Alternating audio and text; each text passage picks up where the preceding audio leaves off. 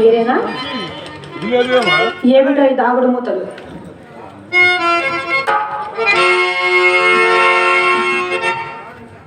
ఈ పూట పూర్తిగా ముస్తాబైనావు, ఏమిటో కథ? ఏమీ లేదండి, కొత్త వేరే ఒకటి తగిలితేను ముస్తాబై కూర్చున్నాను తెలిసేదా? వచ్చిందా కోపం? ఎంత ముక్కు పట్టని ముత్యమువే. అవునవును, ఎవరి మాటల వారికి ఇప్పుగానడు.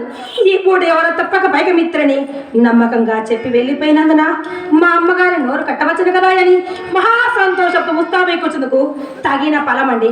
అదేమిటో తానే ప్రాణమన్న ఆడవాడిని మీ మగవారు ఎప్పుడు నన్నారు?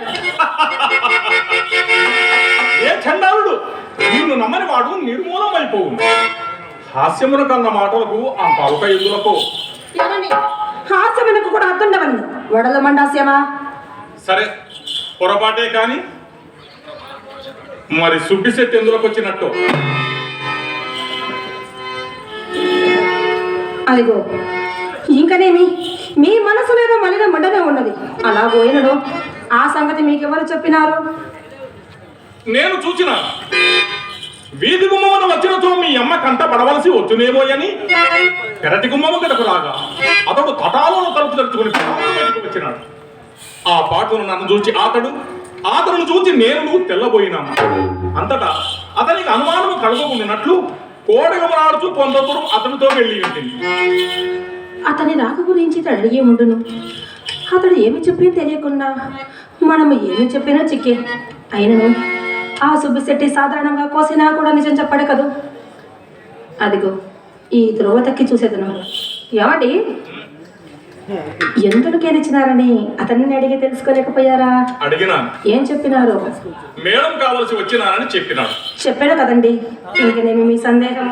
నా సందేహమా? చెప్పినా కోపగించుకున్నావు కదా. కోపం ఎందులకో, నా ఎందేమన్నా పాపమడిన కదా. అది మాట. మరి మేడము కావలసి వచ్చిన వాడు విచ్చలవిడిగా వీధి గుమ్మమున పోక బెదరుచు పెరటి గుమ్మమున ఏరోపోవలసి వచ్చనాయని అదిగో అది అప్పటికే వచ్చుతున్నది కోపము. అలా పోయినాడు. ఆ సంగతి కూడా అతన్ని అడిగి తెలుసుకోలేకపోయారా?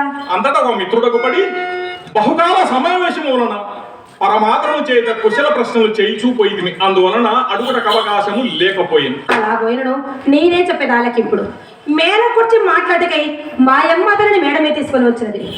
యావండి, మా ఇంటికి వచ్చిన వారిని మర్యాద చేయడం మా ధర్మము కదండి. కూర్చోమని కుర్చీ వేసి తాంబలం ఇవ్వగా వచ్చిన పని వదిలిపెట్టి అధిక ప్రసంగం మొదలుపెట్టను. ఏమన్నాడు? అంతటా నాకు కోపం వచ్చి చప్పున మేడ దిగి వచ్చింది. నా మనసు గమనించిన మాయమ్మ తోట చుక్కడికే విషయము తీసుకెళ్లి అతనిని దొడ్డి దావన సాగనంపినది. జరిగిన యథార్థం ఇదండి. మీరు నమ్ముడు నమ్మకపోండి. నీ మాట వేదముగా నేను ఎప్పుడు నమ్మలేదు. నీవెన్నడైనను నలుసంత బద్ధమనా తోడాడవనే కదా నా నమ్మకం. కాదండి, ఈ చింతామణి ఎవరి తోడు అబద్ధమాడు. అసలు చింతామణి ఈ కులంలో పుట్టాల్సింది కాదని చిన్నలు పెద్దలు శ్లాఘించుటకు కారణం ఇదే కదండి. ఎవరి మాటలు ఎలా చింతాము? నేను మాత్రం నిన్ను ఎన్నిసార్లు శ్లాఘించలేదు. ఎందరూ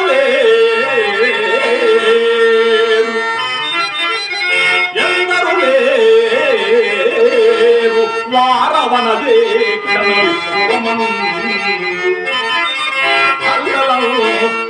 మాటలను